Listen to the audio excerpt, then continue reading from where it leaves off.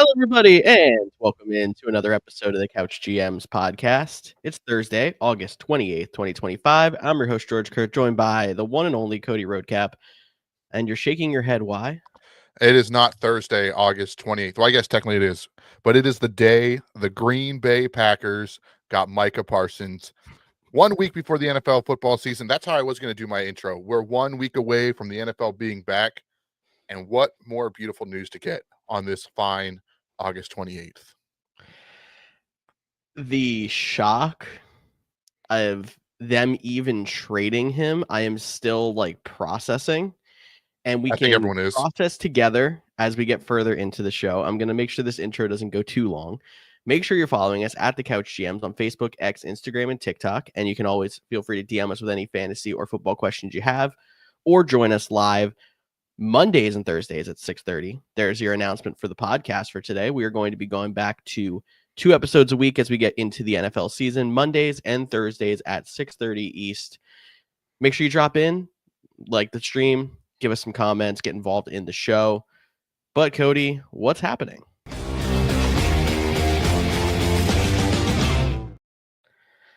You were hinting at big news, and the big news is Adam Thielen got traded to the Minnesota Vikings. Big Yes. NFC North news.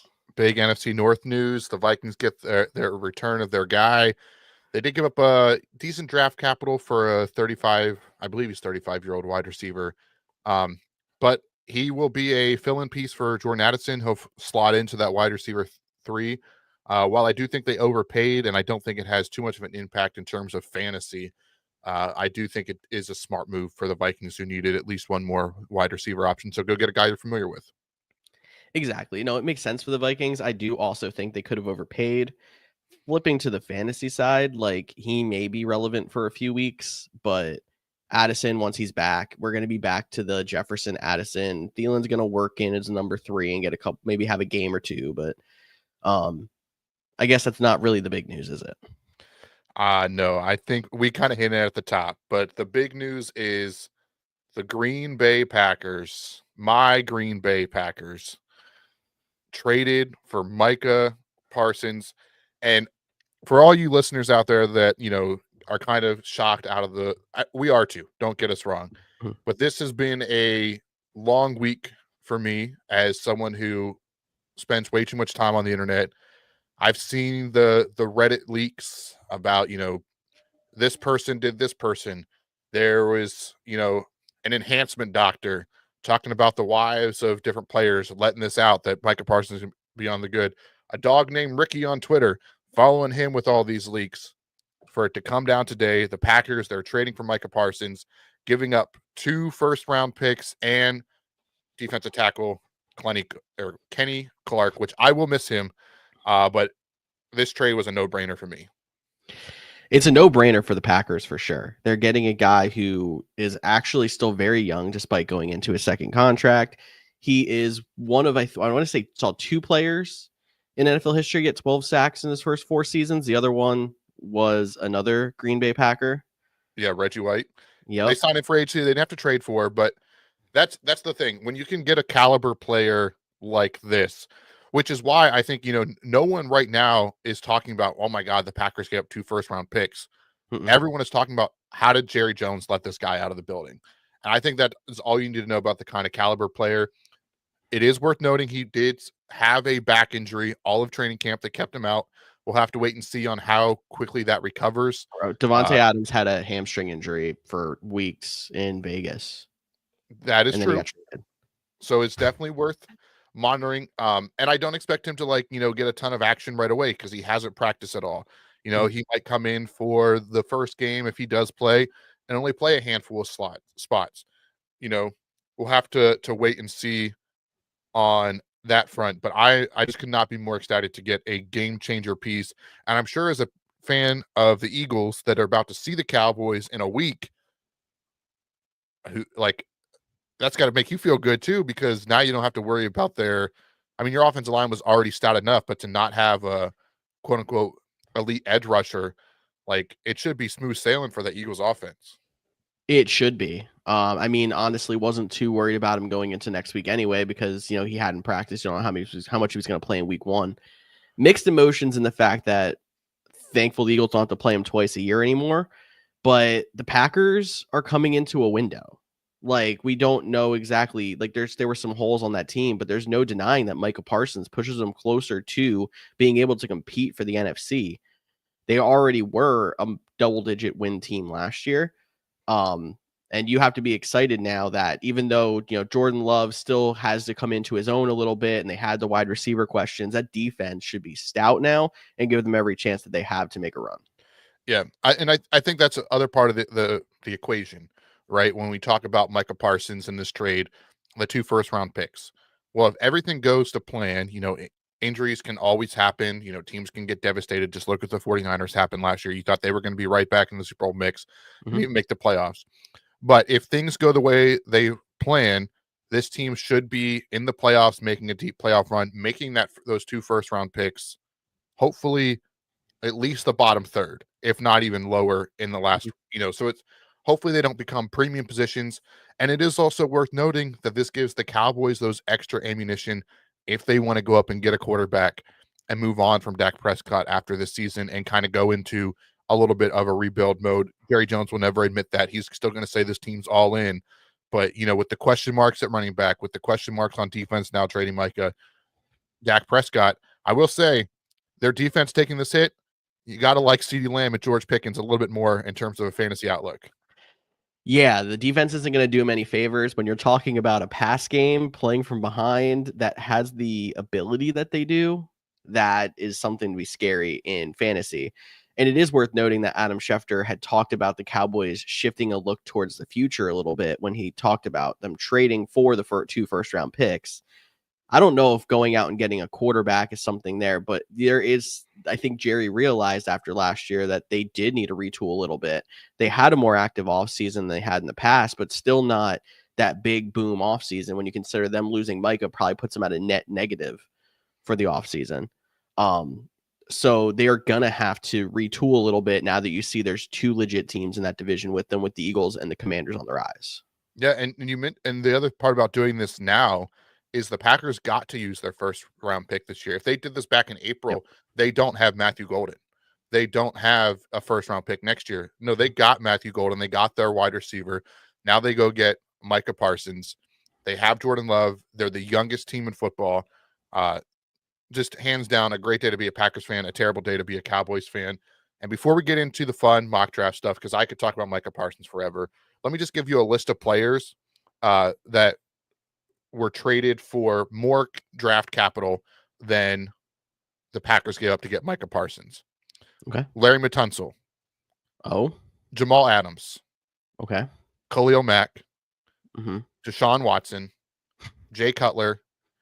Ricky Williams. And if you want to count it, it did cost the 49ers 3 first-round picks to go up and get Trey Lance. So I would take Micah Parsons over anybody on that list. So I'm feeling great. I mean, the most comparable is the Khalil Mack move, and the Khalil Mack move did work for Chicago when it comes to like the production from him. They didn't make a run really with him, but if they can get more production than the Bears got out of Khalil Mack, the Packers are in good shape. I completely agree. And it will definitely be tough, again, not seeing Kenny Clark wearing 97 out in Green Bay this year. So for one final time, I will share my favorite Kenny Clark story. George shaking his head because he might know where this goes. Oh, I know it. He was drafted 10 seasons ago, and he's only turning 30. So just a marvel of that. But we were in college 10 years ago. Kenny Clark was a guy that was being rumored for the Green Bay Packers. Me, Chance from the big mock draft we had a couple weeks ago. We were college roommates. It was draft night. We had to go sell some video games to get some subs for the draft night because, priorities. And the car ride there, we were talking about, like, who's the guys we want? Who's the guys we want? Like, man, there's no way we're getting Miles Jack, but I would really love Miles Jack. And I'm like, but really anybody, but I don't really love Kenny Clark. I don't want to take Kenny Clark. Boy, was I wrong. We get to the pick. I swear, you'd have to go watch the video. I swear the commissioner said with whatever pick the Green Bay Packers select from UCLA and then paused. I thought we were getting Miles Jack. It was Kenny Clark. Turns out to be very wrong for me. He turned into a great Packer. One day will be a Packers Hall of Famer.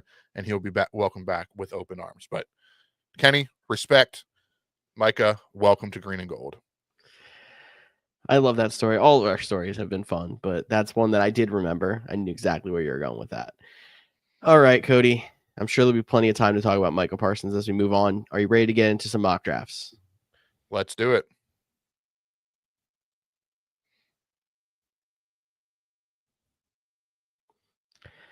All right. Didn't realize we didn't have music there. That was that was me. I was so excited about the Micah Parsons trade. I forgot to add the music in. That was me. Okay. Yeah, was it's all good. I also one more Micah Parsons thing, then I'm done. I promise.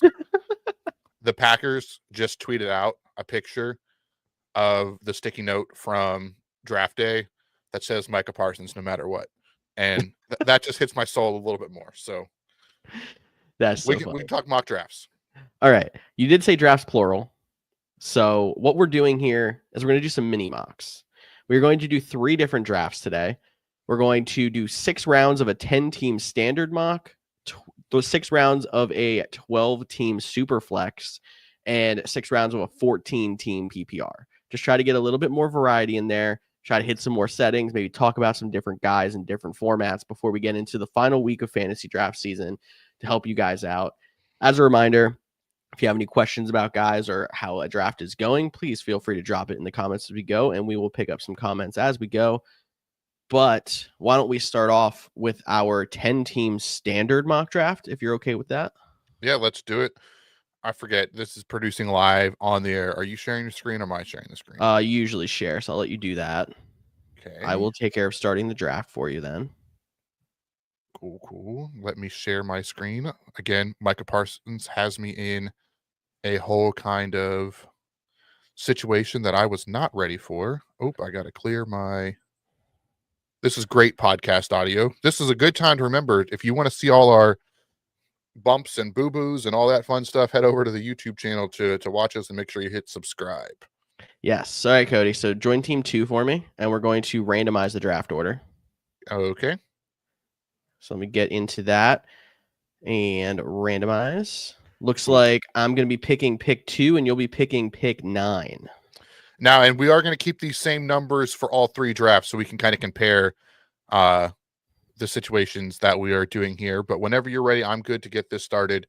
A reminder, these are only 6-round mini mock drafts, so we can kind of build out the base of our team. Obviously, the benches and stuff like that, but bases, different settings, how things go. All right. And then last thing worth noting here. So there's a chance that you don't draft a quarterback in the first 6 rounds of your draft. To give ourselves that flexibility, we did adjust the roster slightly to have 2 running backs, 2 receivers, 1 flex, and 1 super flex. In case we get in a situation where we want to wait on quarterback, we don't necessarily have to take one in this mock. So this isn't the super flex mock, but it's just to try to help us, even out how we would usually go in a 6-round, the first 6 rounds of a draft. Yeah, that's a great way to put it.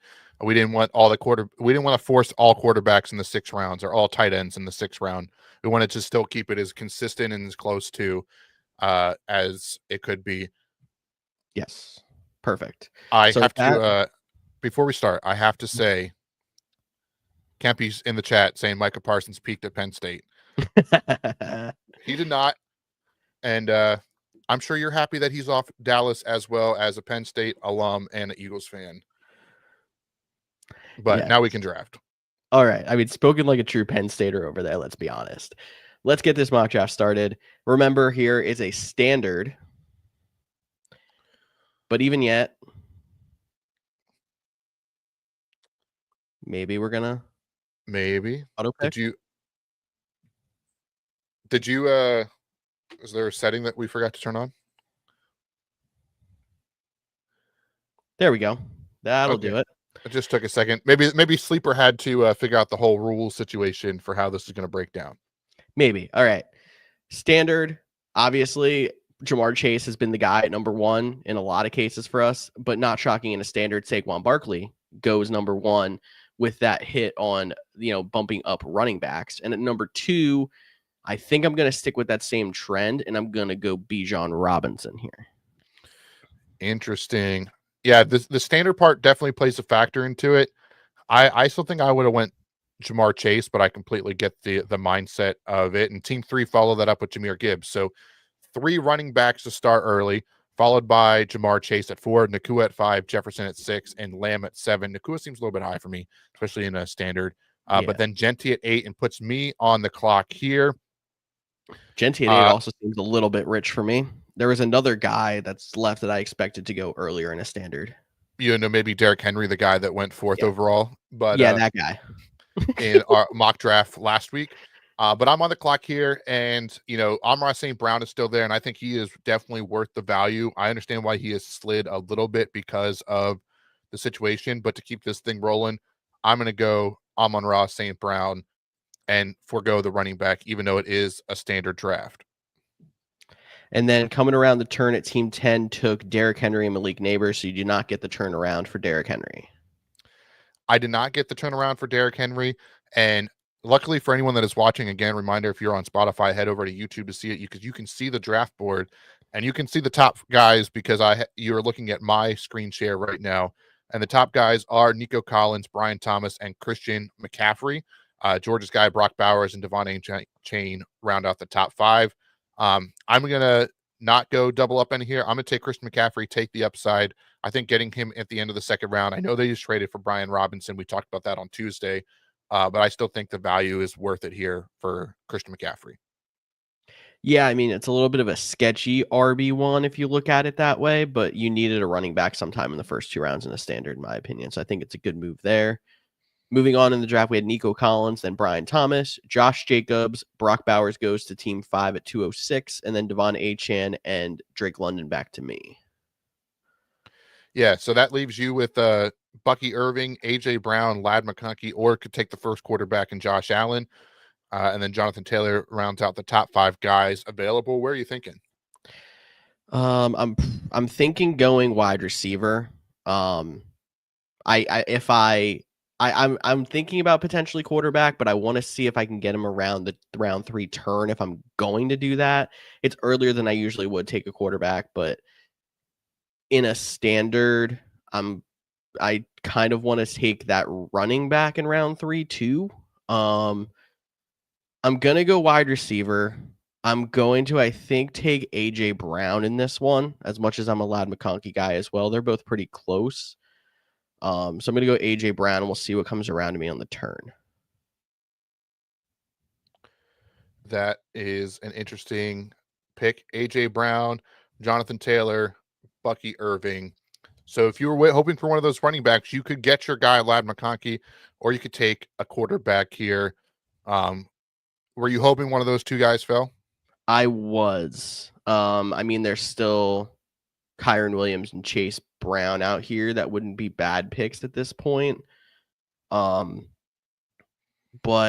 I might just go for it here and go with the quarterback to see how this goes. I don't hate the quarterback here. Maybe this will sway your pick a little bit, but I don't hate the quarterback in standard leagues this early, especially with their running ability. That because you don't have the baked in of the half point PPR, the full point PPR. So getting quarterbacks that run, I think are, even more value, not as much value as like in the Superflex, but definitely think a Josh Allen or Lamar Jackson with their rushing ability makes a ton of sense. Exactly. And you can kind of go eeny, meeny, miny, mo on this one. And in this case, I'm going to go Josh Allen, but Lamar Jackson, just as good of a pick. It's literally just either preference or, to flip a coin or whatever in that case.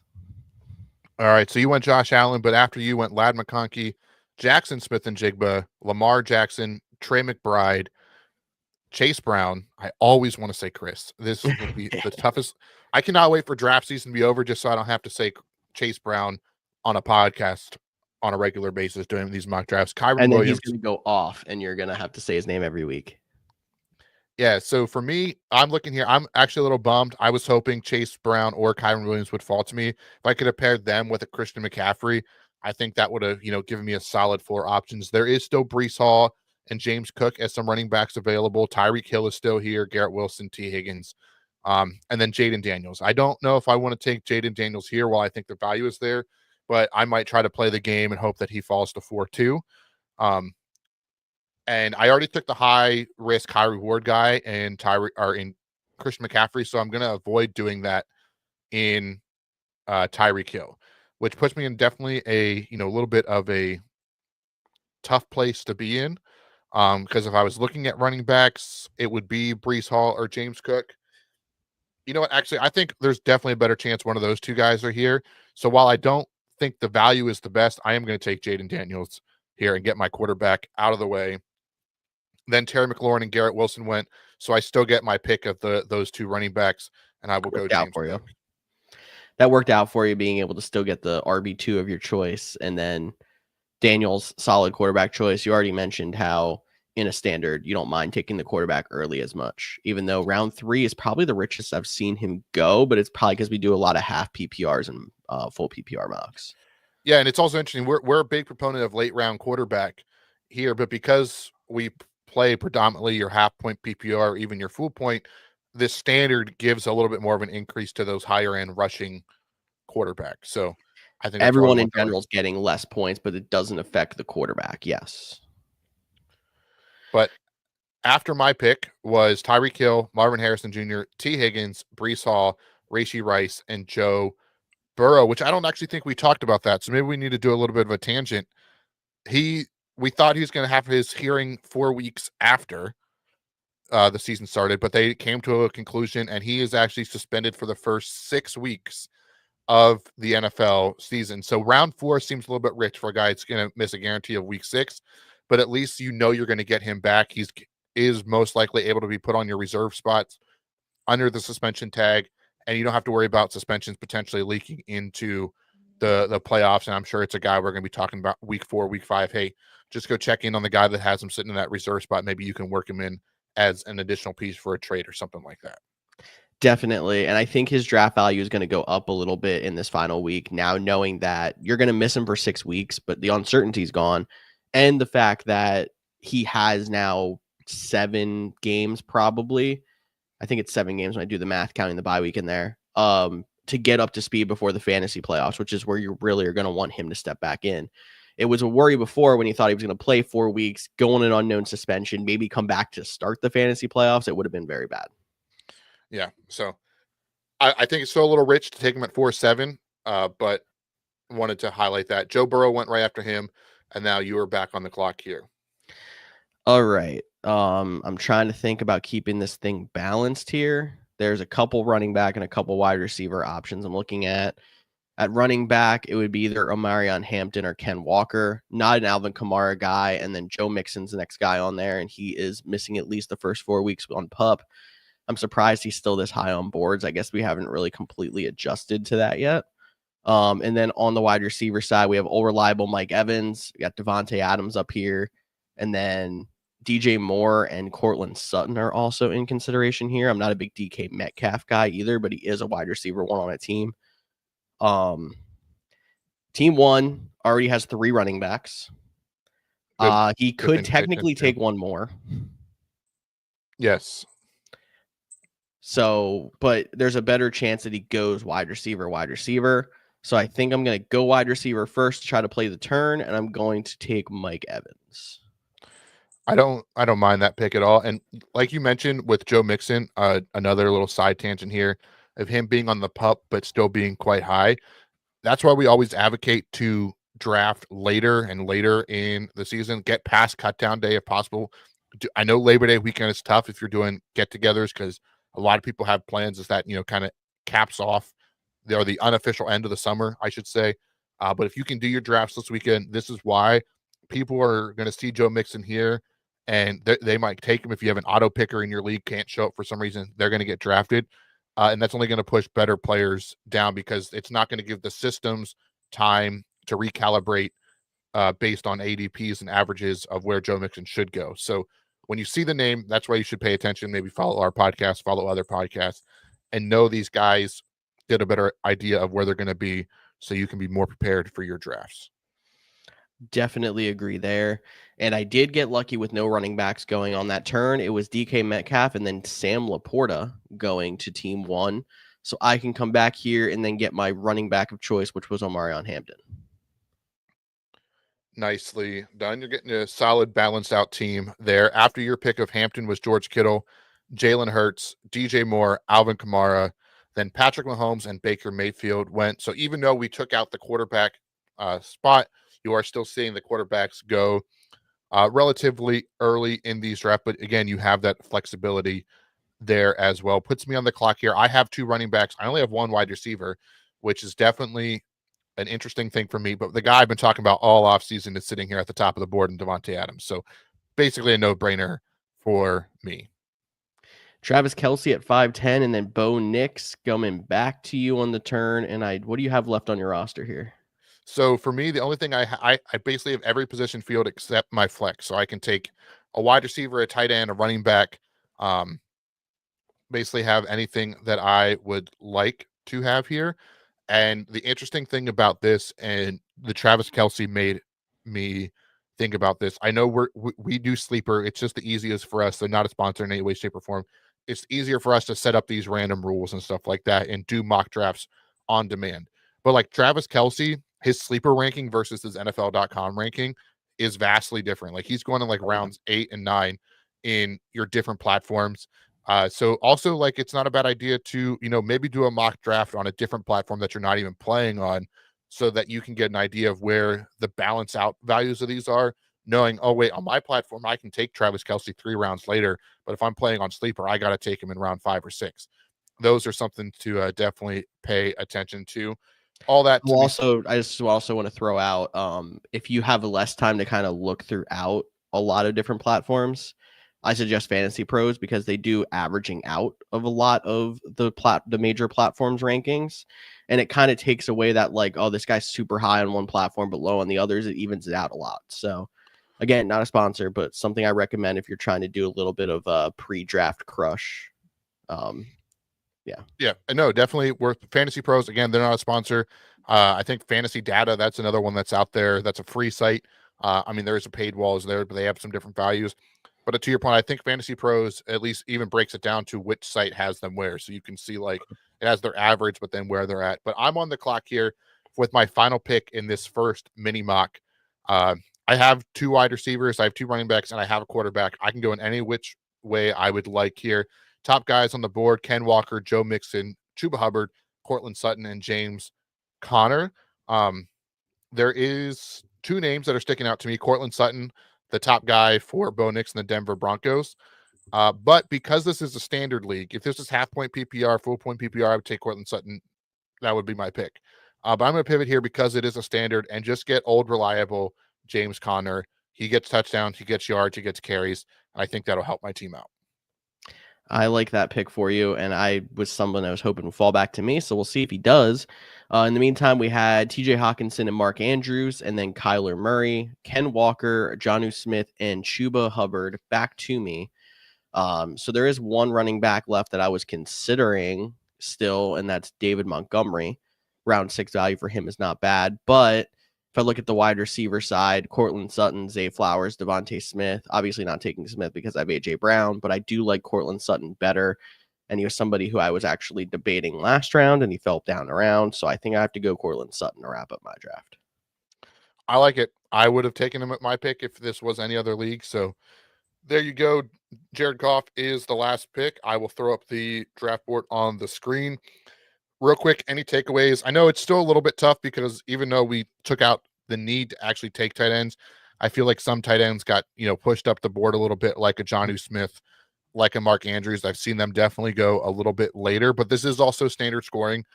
So the gap between tight ends aren't as, drastic as they are in half point PPR and full point PPR. Yeah, no, it's definitely tough because I don't know how much of it is the computer still finds the need to take a tight end on the roster, but it would have been bad to take him completely out because you have guys like Bowers and McBride and Kittle and even Laporta that would definitely go in your first 6 rounds. So no, I could not agree more here. I will take a screenshot of this so we can put all 3 drafts up at the end. But I'm going to pull this one out. I'm going to get us set up for the next one. Do you want to tell us about the rules of the next one? yes. So in our second draft, we're going to be doing a 6-round, 12-team Superflex. So in a Superflex, obviously you have a quarterback position, and then you also have a flex position that can include a quarterback, basically making it a 2-quarterback league. The other difficult thing is 12 teams in a 2-quarterback league, 24 quarterbacks. That's a lot of quarterback. You're going to be pushing quarterbacks way further up the board than you do in any other draft format. And then obviously making it the 12-teamer. Yep, and we got the draft board up on the screen. Like I mentioned, we are going to be doing the same pick, so you can kind of get our thoughts at the same position as we were the last one, but the new rules, how does it More break different down? for you because you're not really on a turn anymore. Yes, that is a good point. You still have that turn value. I have, instead of 3 picks, I now have 6 picks in between. Yes, exactly. But you ready? I am. All right. I would be shocked if pick 1 is anything other than a quarterback. Let me make sure I have this draft setting right this time so we won't sit here. Yeah, in super flex leagues, typically quarterbacks go quick. So hopefully Josh Allen kicks it off the board here. George, are you going to shock anyone, or are you going Lamar Jackson? I'm going Lamar Jackson. In a 2-quarterback, I'm going to basically call this a 2-quarterback league. If you're in a super flex and you're only playing 1 quarterback, it's probably because of bye weeks or some bad injuries, because you're going to get points out of even some of those mid-tier quarterbacks more than whoever you normally have in that flex. So yeah, you're taking Lamar Jackson and Josh Allen 1-2 in pretty much every super flex league. You know what I just realized? What's that? That I had the couch GMs. I locked into the couch GMs for this one instead of mine. So it's like, wait, where's the player pool? So I don't have the player pool available. Real quick, I'll try to switch that here in a second. But after Lamar Jackson, did you name all the players? Because I was definitely. I did not. So we had Okay. Jamar Chase up next, and then Bijan Robinson, Justin Jefferson, Jahmyr Gibbs, and then 2 more quarterbacks in Jaden Daniels and Jalen Hurts. And then back to Cody at pick 9. Yeah, so this is where I would love to, potentially get a top quarterback. And I'm a firm believer that in a super flex league, no matter what, your first pick should always be a quarterback. Here, I know the rankings have it a lot different, but Joe Burrow is still there. I would love to get a running quarterback, but you just saw Jalen Daniels and Jalen Hurts. Well, that was a lot harder to say back to back than I anticipated. But I'll take Joe Burrow, do the quarterback situation for sure. Yeah. And it's funny how pick 1 in the last draft in a standard was Saquon Barkley. He doesn't go till pick 10 here in a super flex. And then Ashton Genty, CeeDee Lamb, and Amon-Ra St. Brown on the turn. Brock Bowers at 2-2 and Malik Neighbors. Back to Cody, 1 quarterback down. Are you taking a second right away, or are you going to try to pick up a premium position otherwise? So this is tough because this is a 12-team super flex league. It's half point PPR as well? I believe so. Yes, half point PPR as well. So there is some, Christian McCaffrey's here, who I took last time. Derrick Henry is still here.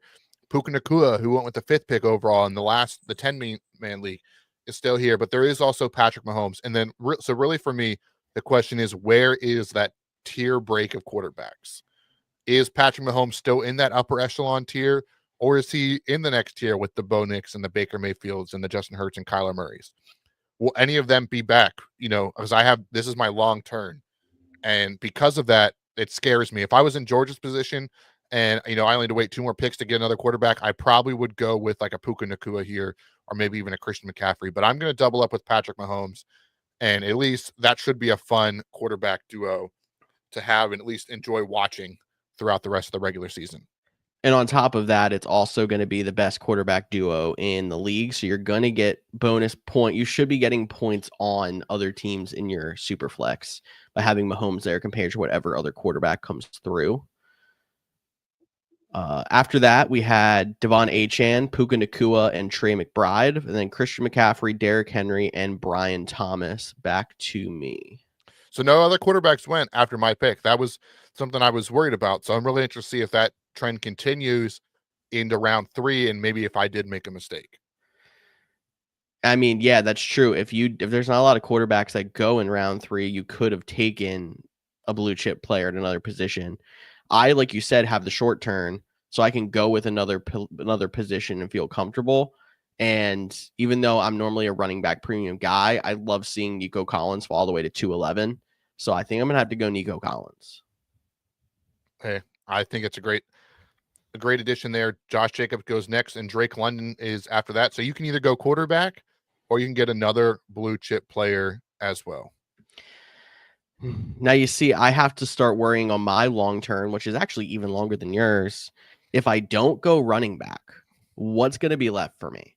Like, I've gone into round 3, 4 without taking a running back before in some drafts, and I end up with some guys like Brees Hall, James Cook, but they're not going to get back to round to me at 411 unless a lot of people start taking quarterback again.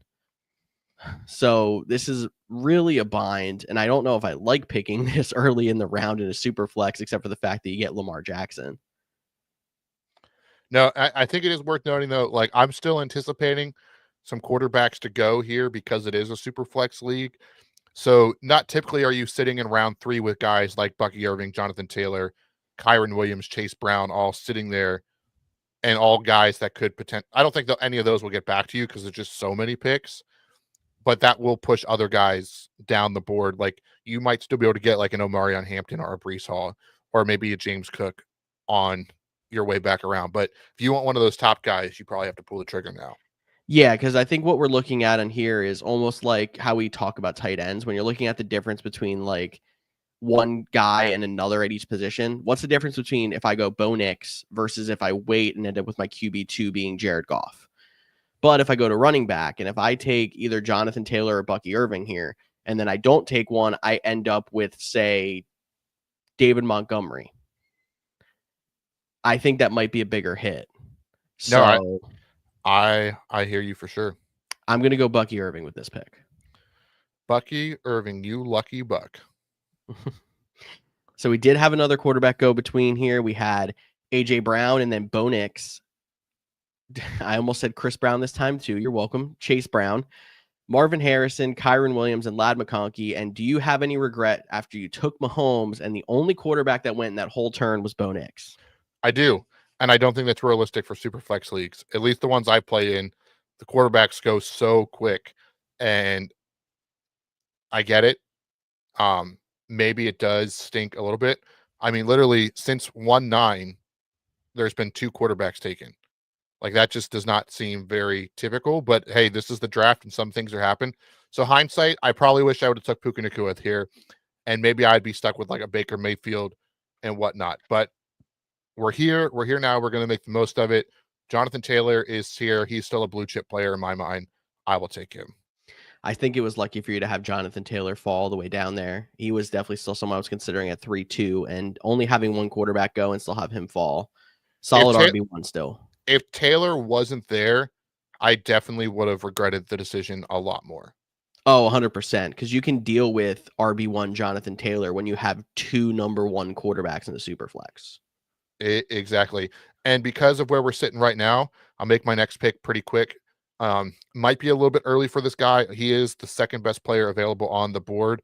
Garrett Wilson is 1, Justin Herbert is 3, Tyreek Hill is 4, and Kyler Murray is 5. So, but T. Higgins, I'm going to take the stack. I'm going to give him the edge here, pair him with Joe Burrow. It does stink having a wide receiver 2 be my wide receiver 1 in fantasy, but maybe I can salvage that for a lower end wide receiver 1 a little bit later. I mean, yeah, you took the 2 quarterbacks, and that's why you have to kind of figure out where to go from there. But I don't think you said the picks between you either. So I'll start at 310 was Baker Mayfield, and then Brees Hall, George Kittle, Jackson Smith, and Jigba started round 4. Omarion Hampton and James Cook before we got Cody's pick of T. Higgins. Then we went Garrett Wilson, Justin Herbert, Terry McLaurin, Ken Walker, Tyreek Hill, and then Kyler Murray back to me. I was kind of hoping Kyler Murray would have fell down to me. It would have been nice to have a quarterback with that extra rushing ability right there, but that's fine. And now I'm on my short turn, so I have to see who's out here if I want to wait on that second quarterback until round 5, because I'm not going to lose a lot. And I think that's probably what I'm going to end up doing here. I can go either running back or wide receiver. Top wide receiver on the board's Mike Evans. We have Race up here, Devontae Adams and Tet McMillan. Some of the running backs on the board, Alvin Kamara, Chuba Hubbard, Travion Henderson, James Conner. I like the consistency of some of these running backs up here at the top. The two I'm good debating between is Chuba Hubbard and James Conner. Just to get your opinion on those two, how if you're in a draft with the situation of like looking at an RB2, do you have a preference between Chuba and James Conner? I'd probably slightly lean Chuba. I know I took James Conner in our last draft. I think they're very similar, but I think there's with Connor, he's going to get his workload. He's going to get his touchdowns, right? But with Chuba, like they're probably their best offensive piece. I know they did get Ted McMillan. They just got rid of Adam Thielen. But he should be like the 1A feature in that offense, although he's a running back. Where Connor, he's like at least 2, if not 3, depending on how you feel about Marvin Harrison Jr. That's very true. So I'm going to agree with you there. I'm going to go Chuba Hubbard on my pick here, and we'll see what goes on the turn. It was Alvin Kamara and Mike Evans. Are you going to risk it one more time? No quarterback. That's my biggest question. No. And I'm the top 2 on the board are Brock Purdy, Caleb Williams. I'm going to skip over them, and I'm going to go with my guy, Jared Goff. All right. You're going to take Jared Goff, which I don't blame you for going quarterback there as well, because right after you was James Conner, followed by Brock Purdy, CJ Stroud, Travion Henderson, Devontae Adams, and Rashee Rice. A lot more quarterbacks on that come back around for you. So hopefully something else fell back to you. 5 of them between your picks. Yeah. So I'm looking at the board right now. I have Sam Laporta as the top tight end, which honestly in round 5 in a 12-man league isn't terrible value. There is some, I could, be greedy and take another quarterback hoping to trade earlier, but I won't do that for this exercise here. Ted McMillan, DJ Moore, DK Metcalf, Devonta Smith are all sitting here at the top of the board. So because of that situation, I'm definitely regretting the situation. This is super flex, so it makes it tough too. But looking at what are my options at running back, because there isn't a guy I love here, makes it definitely more difficult. So I might even punt on running back altogether and only have one through those first 6 rounds. Being the super flex, it does make it a little bit, again, harder to gauge that. But, oh, man, I'm definitely full on tilt here. But you know what? Oh, you want to say something? No, I was going to try to buy you a little bit extra time if you need it, but it seemed like you have a decision. Yeah, I'm going back and forth here between DJ Moore, DK Metcalf, and Sam Laporta, just because he is the quote-unquote top tight end here. And I think I'm going to go with Sam Laporta. I haven't taken him. That's probably the first time I've ever mock draft Sam Laporta just because of the value. But because of all the quarterbacks, I think it was definitely worth, throwing in a tight end here. And if this was a real league, I would have a tight end spot. I know, again, we don't have a specific one because we're trying to, make the auto draft system respect the different positional values. And make it so that it's like you don't necessarily have to take a tight end before the end of round 6. Like we're trying to make this look like the first 6 rounds of a full draft. So that's why we have the roster positions how we do. Exactly. But after my pick was DK Metcalf, Ted McMillan, Caleb Williams, RJ Harvey, Drake May, and TJ Hawkinson. So DJ Moore is still there if I wanted to go with him. But there is another name that intrigues me, and I would prefer. I think DJ Moore might be better. Nope. I think DJ Moore would probably have the better season just because he's the top guy. But this guy's going to be the top guy for 6 weeks. And it's always fun when you have 1 stack, and in Superflex, you get to have 2 stacks. So give me Xavier Worthy. I mean, big play threat. I'm interested to see if we would extend this draft, how you would pick up your running back room, but I'm not shocked that you here can, take a lot of wide receivers. You have the 2 premium quarterbacks. I think that would be a fun team in a super flex. So just looking at like some of the running backs that are available, Joe Mixon, which wouldn't help me, but David Montgomery is still available. Quinshon Judkins, which I probably wouldn't take him either. Pacheco is interesting, but I wouldn't, completely ride on the Chiefs. But, having the 3 guys that are down here that I think one of them would at least, if not multiple, DeAndre Swift, Aaron Jones, Tony Pollard. Not name breakers, but I think they would be solid value pieces to put in your RB2 spot when you draft, basically hero running back in a super flex. Definitely. I'm going to go wide receiver to try to balance out the team before I get out of here. And I guess it's you giving me the itch for stacks. Like, I'm not the biggest DJ Moore guy, but maybe I'm wrong to jump him. It is a mock.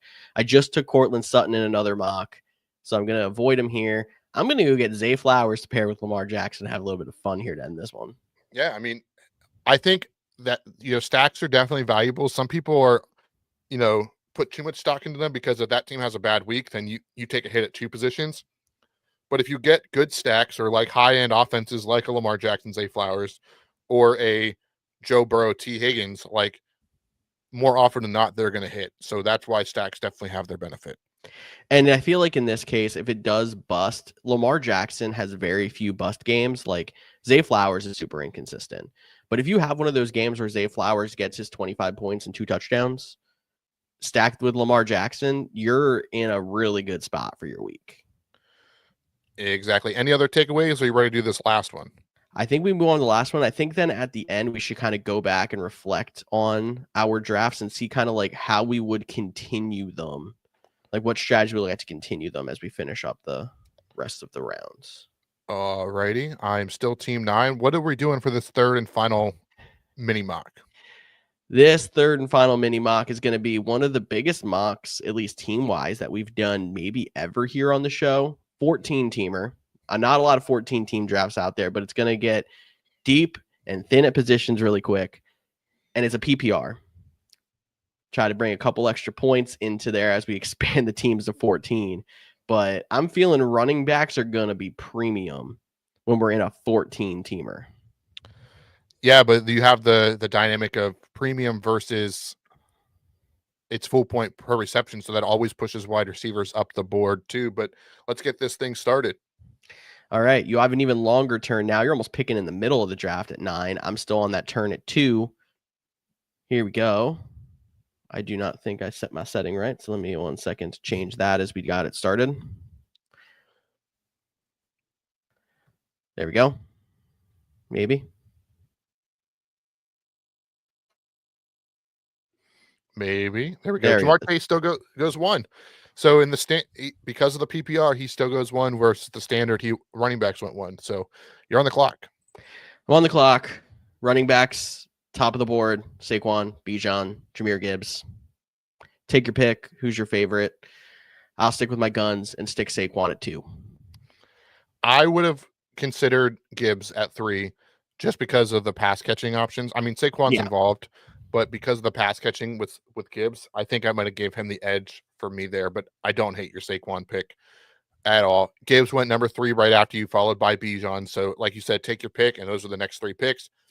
Amon-Ra St. Brown, Justin Jefferson, CeeDee Lamb, Derrick Henry puts me on the clock here. Now, it's interesting to me that Derrick Henry, the highest he went in any of these drafts was the PPR. Yeah, that is definitely interesting. Now, maybe it would have been different, but because of the super flex thrown in there. But for me, this next pick, I could go back to the Christian McCaffrey that I went with the second round because of it being PPR, being running back premium. That's probably where I should go. The other name that intrigues me is Malik Neighbors, just because he is like the option in the New York. They're not going to be a very good team. They're going to be throwing the ball a lot and just banking on opportunity there and eating up those receptions. But I think I like the wider. I took Christian McCaffrey once. I think he's going to go right after this, but I'm going to go Malik Neighbors. Okay. He did not go right after. After you went Puka Nacua, Ashton Genty, Nico Collins, and then Christian McCaffrey. Team 14 on the turn went Drake London, Davon Achane, and then Josh Jacobs, AJ Brown, Bucky Irving, and Brian Thomas. You're at 206. I am at 206, and at the top of the board is one Mr. Brock Bowers, which I think would be funny if I took Brock Bowers after as much stuff I've given you about him. In round 2 in a 14 teamer is a lot different of value than a round 2 in a 10 teamer also. That is very true. And I feel like also tight ends are going to be a premium as well, because having to roster or start 14 tight ends in the league, obviously tight end is optional in our format because you might not take them in the first 6 rounds, but it might not be a bad idea to take one of the premium tight ends in this, because you're going to have a major advantage having one of the top 4 tight ends going against someone who took tight end number 14. Yeah, it's definitely going to be tough, and everything in my body is telling me, Cody, take a running back. Don't do it. Well, this is the Couch GMs podcast. You've been listening. You know Cody is team no running backs. Give me another PPR machine and Lad McConkey. Malik Neighbors and that Lad McConkey in a PPR would not be bad. Brock Bowers went right after you to team 8. Josh Allen, Lamar Jackson back-to-back after that. Then Jonathan Taylor, Kyron Williams, and T. Higgins back to me here at 213. I already have one running back in there. I'm going to avoid the second one for now. I am debating tight end for the reasons I said with Trey McBride here. There is a short turn, so I might try to risk it and see if he gets through to round 3, and instead look at a wide receiver like either Tyreek Hill or Jackson Smith and Jigba. I think based on last year, I know they brought in some other weapons, but Jackson Smith and Jigba, another PPR machine.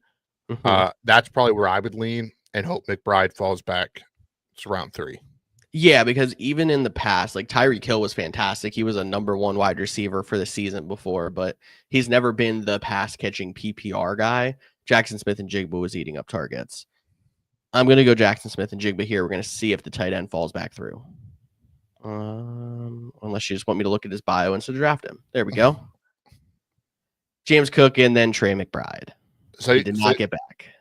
And you probably wouldn't have got in Jigba back either. So it was probably one of those guys, but you could still take Tyreek Hill. You have your solid guy if you wanted that high upside. I also see Chase Brown there and then some quarterbacks. But what are you thinking? I'm still cool on waiting on the quarterback in this format, so I'm not going to go there as much as Hurts or Daniels, intrigues me. It is a PPR, so it makes me want to go wide receiver, but knowing that this super long turn back to me could leave me with almost nothing at running back 2, I'm going to find the wide receivers and targets later and go Chase Brown. I like it. I like Chase Brown a lot. So I think that's a solid pick. After Chase Brown, team 3 took Garrett Wilson, followed by James Daniels. I want to say Jeff Daniels, but this is not Dumb and Dumber. But some people might think this podcast is that, but who knows? Tyreek Hill, George Kittle, Joe Burrow, Jalen Hurts puts me on the clock. Those 3 quarterbacks definitely helped my case here because Breece Hall is still available. Alvin Kamara is still available. Those are 2 guys that I could be interested in. I've been pretty anti-Saints all season long. Team 7 take 2 quarterbacks in a league where you can only start 1? They sure did. Okay, cool. They sure did. Definitely. Thank you, because that definitely pushed out. But just in case maybe they misclicked or something like that, I've been pretty, as I was saying, I was pretty adverse to taking any Saints. This being a PPR league, this being I need a running back desperately league in a 14-man, I'm going to take Alvin Kamara here and just hope he gets peppered with targets. I know they decided to start Spencer Rattler, which I think is a terrible decision, but hopefully it's at least a name that maybe I can trade for value later if I got stuck with him to, for another running back down the line. Yeah, I mean, when it comes to trying to find RB1 options, there's a couple of guys I would have went instead, but in a PPR, Kamara might be the best choice. So I don't hate the pick. The turn then between you, we had Breece Hall, Omarion Hampton, Mike Evans, Terry McLaurin, Marvin Harrison, and then we had Devontae Adams, Ken Walker, Chuba Hubbard, Zay Flowers, and DK Metcalf. Back to you at 4-6 then. Yeah, so I have the ability to go with Sam Laporta again, who I took last time, and James Conner. Those are 2 names I have drafted as well. Cortland Sutton's another name. So kind of seeing that same situation of where I was at as well. But because I need the running backs, I think this is another guy that could be very pass catch happy. I'm going to take the rookie Travion Henderson here to pair with Alvin Kamara. Kind of boom or bust at the running back position, but definitely kind of balances out the high power wide receivers I have. Yeah, I think it does as well. It's not a bad move there. James Conner went after you, and then Cortland Sutton, DJ Moore, David Montgomery, Rashee Rice, and Sam Laporta. I'm on the clock at 4-13. And I'm gonna look wide receiver. Hey, I can before you be, make your pick, yeah, you want to just interrupt this draft for a fan question? yeah. All right. So Kyle Sieber Audio says he is Allen, Irving, Pollard, Rice, Worthy, Pickens, Myers are his keepers, and he drafts on Sunday. I mean, that's a lot of keepers for might as That well be is. playing Dynasty at this point. But those are all great options for Rice your and keeper. Worthy is interesting to me. First thing just came to my mind there. Yeah, Rice and Worthy is a nice to have, especially with the suspension. I'm intrigued by your league. I'm not gonna lie. The I thought this was gonna be like a who should I keep? But you're telling me that's all your keepers, so that is a very good team, and I'm interested to see how your league goes. We got another one here from I believe it's Aiden. Can you guys explain the hype around Bucky Irving? I don't understand why he is going before Kyron. Um, I don't know how locked in you were at the end of last season, but I think part of it has to do with Bucky Irving was literally winning people fantasy championships in last year in the fantasy playoffs. As soon as they started giving him all of the work in that offense, you couldn't stop him. So a strong end to the season, I think is a big reason for that. Not a lot of people like White there, so they think that he's the only guy, and that offense has just been on the rise. So that's probably what it is. Me personally, I think him and Kyron are very close. I would probably lean Bucky, but I think that's the best description I've got. Do you have anything to add, Cody? Yeah, I think the hype is like you mentioned. There's a lot of what he did for me last year. Kyron Williams has been great, but there has been some buzz. I think even Pro Football Talk put out today that the Rams are going to try to get Blake Corum some more opportunities and do some more. This happens every year too. But it does, and I think that scares people. And when you have a team like Kyron, with Kyron Williams, which I love taking Kyron Williams, I think he's a solid fantasy player. But when you have Puka Nacua, you have Devontae Adams, you have question marks at Matthew Stafford, and just the Rams in general. Like, I think there's a lot of question marks around that team of who's going to be the guy this year. Where Bucky Irving seems to be, obviously Mike Evans is still there, but Bucky Irving seems to be, uh, he's just a young, fascinating new toy, and Kyron Williams is old, reliable, and that's where you can take advantage of that as well. Let people overextend on Bucky Irving, and you go ahead and get Kyron Williams. Yeah, and the other thing I'll say about Kyron Williams, and maybe last year was the thing that finally pushed him over the edge, but there still was a segment of time. He's been someone who's been victim to the second half fall off, similar to like how Ken Walker has been. And he did look like he was starting to show that at a point last year between weeks 9 and 12. He really fell off to like around 9 to 11 points.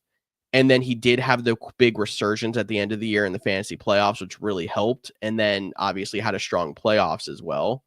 But in the past, he hasn't been someone you could rely on late in the season, as opposed to Bucky Irving gets the "what have you done for me lately" bonus, being somebody who performed in the playoffs. And I think that's a big reason why people have pushed him further up. And like you said, it was a lot of that was his success in the second half of the season. Last year, weeks 10 through 18, which some people don't play in fantasy in week 18, he only had 1 week less than 17.7 in half point PPR. That's a lot of fantasy points for a top guy. Where Kyron was a little bit more inconsistent. He does have some fumbling issues. But to your point, Kyron still finished higher than him in terms of total fantasy points as well. So it's also just a little bit more of ceiling and floor with Kyron versus Bucky Irving. There's that potential of Kyron's probably never going to be the guy we're taking next in 2026 in the top 5. If Bucky Irving continues to do uh, what he did at the end of last season over a course of a whole season, he's probably up there with the Jameer Gibson, Bijan Robinson next year. That's another way to go. I see you throw some more comments in here. Isn't Kyron way more consistent on a better offense? I would say that the Rams are a better offense, especially like I don't think a lot of people are taking into account the Liam Cohen situation uh, and being a new offensive coordinator there as well. So definitely think that. And then you also said that's good to think about Bucky as a young guy, a bit scared, but they have a decent RB2 that they used a lot last year at pick 1 on the round 2 turn. I agree. I've only taken Bucky Irving one time, just in case I was wrong, but he's been a guy I've been kind of avoiding. And Kyle, thanks again for throwing in that feedback. And I appreciate you adding in there. It's 6 keepers, 1 franchise player, half PPR 12-man league, and you draft 10th. So it definitely be interested to see who's even available at pick 10, because that's a lot of guys that everyone is keeping. But good luck with your league there. George, I see. Hopefully you didn't get auto pick because I was talking so long. I did get auto picked, but it's fine because we're just going to see how this goes and we can always talk about it post draft. So I was good. I was a good conversation. I'm glad we were able to talk about Bucky Irving a little bit, who we haven't talked about quite as much. So I auto picked Patrick Mahomes, which is something I was considering regardless, being as, in a 14 team league, you kind of want one of those quarterbacks a little earlier potentially. And then it was Devontae Smith, George Pickens. I probably wouldn't have gone Xavier Worthy there, but we got myself a stack. And then Isaac Pacheco, Travis Hunter, TJ Hawkinson, RJ Harvey, Travis Kelce, and Jamison Williams back to Cody in round 5. Yeah, so the top 5 guys for me and go Ted McMillan, Baker Mayfield, Aaron Jones, DeAndre Swift, Jalen Waddle, and then Calvin Ridley is next here. This is being full point PPR. Probably want to go back to that wide receiver. Well, the Mark Andrews is a little bit lower on the board, and it is a long turn for me if I wanted to get in on that tight end play, which I think I might actually pivot my pick here right now and go ahead and take Mark Andrews. Isaiah likely is out for a little bit. Get me some PPR points. The one guy that's been consistent over the years has been Mark Andrews, except in the playoffs, but he's also been consistent at dropping big plays in the playoffs. But I don't need him then.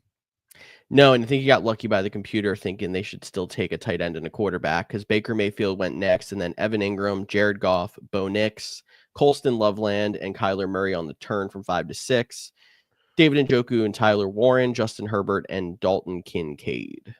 Yeah, that does put me at a little bit of a disadvantage, as I will not have a quarterback, and I'm not going to take one at this point now. I think there's some still good options left, but I'll pass on quarterback here. I was debating him last pick, but I'll take Calvin Ridley, potentially the high upside value with Cam Ward. And it's interesting to me personally that I was thinking Calvin Ridley and Ted McMillan near 5-2, and I got auto picked obviously, but they ended up falling to you at 6-6, and then Ted McMillan went 6-7. DeAndre Swift and Joe Mixon were next.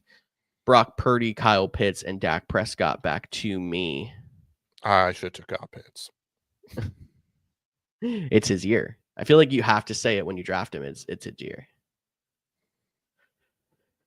Hey, why you think of your pick real quick? I was just happened to scroll here and I saw the name Matthew Golden, and I'm not going to tell you to pick him. He's too far down the list, but it is worth noting another piece of news we forgot to hit at the top. Jaden Reed, because we were talking other Packers news. They got Micah Parsons, guys. Jaden Reed has a Jones fracture in his foot, and he's going to try to play through it instead of getting surgery.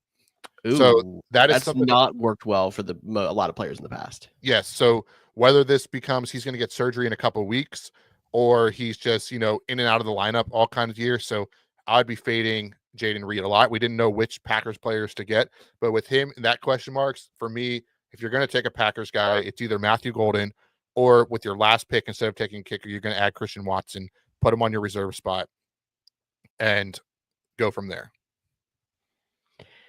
Definitely. And Aiden says Matthew Golden is either going to be a great pick but it could also be terrible. Yes. There's no in between, I don't think, on this one. I think he's going to be a very good player, but Packers wide receivers in fantasy are so hard to gauge. 100%. All right. I have one more pick here. 2 running backs, 2 receivers, and a quarterback on my roster. I can kind of go anywhere. I'm not taking a tight end because we pushed a bunch of tight ends up the board with the auto picks. But at running back, my top options are Aaron Jones, Tony Pollard, Caleb Johnson. I'm debating Tony Pollard here. I like him definitely for the beginning of the season. I'm kind of questioning what it's going to be like after the injuries shake out in that Tennessee backfield. Wide receiver, Jalen Waddle. What Jalen Waddle are we going to get? Is he going to come back or not? I like Jerry Jeudy a little bit more that they have Joe Flacco starting, but we also don't know if that's going to last this year as well. And as much as I'm a Chris Olave guy, I don't know if 3/4 of people could name who they have at quarterback.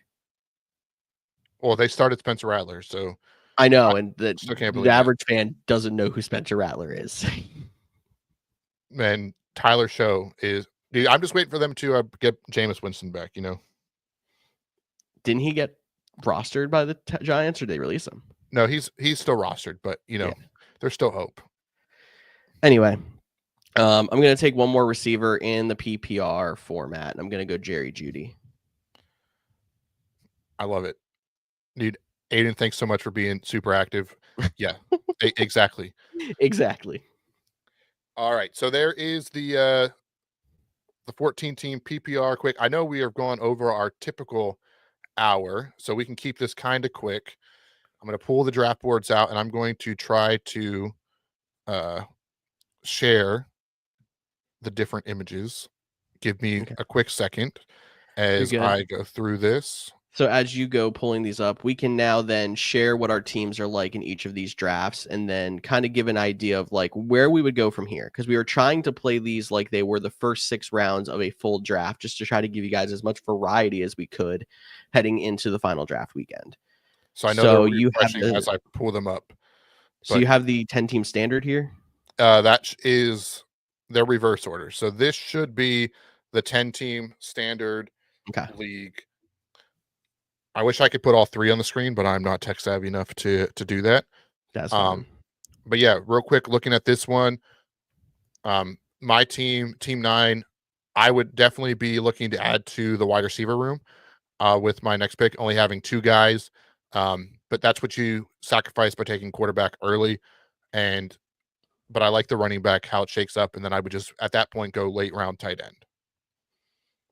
Yeah, definitely. On mine, it's not often you see me taking a draft where I only go 2 running backs in the first 6 rounds. Not normally my style, but getting the early pick on Josh Allen and jumping the league in quarterback is kind of what pushed everyone back down to me.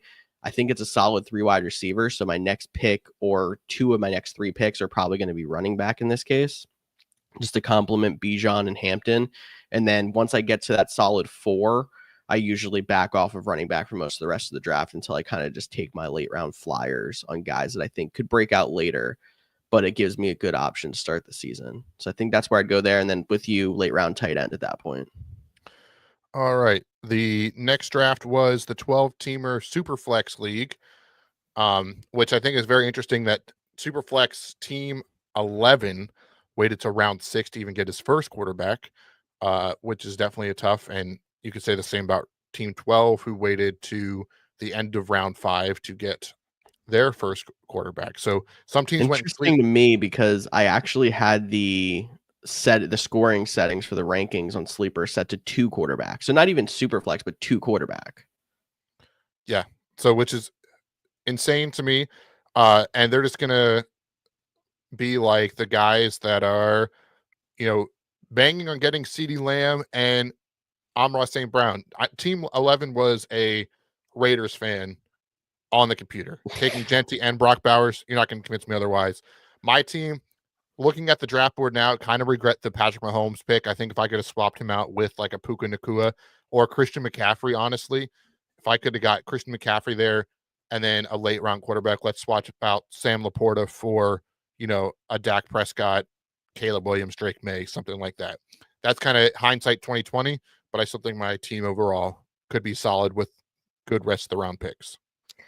Definitely. And I don't know how accurate this would be to most teams' super flex or 2 quarterback league drafts, just because I think a lot of those guys that went in rounds 3, 4, 5 would be pushed up more towards rounds 2, 3, and then into 4.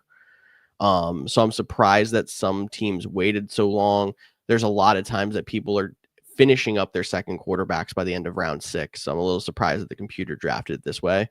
But because of being able to wait till round 5 and still get Jared Goff, I really like how my team turned out, and still being able to get like Bucky Irving, Chuba Hubbard as the 1-2 punch at running back. So if your draft does fall this way, I like the way that I ended up until waiting for that second quarterback.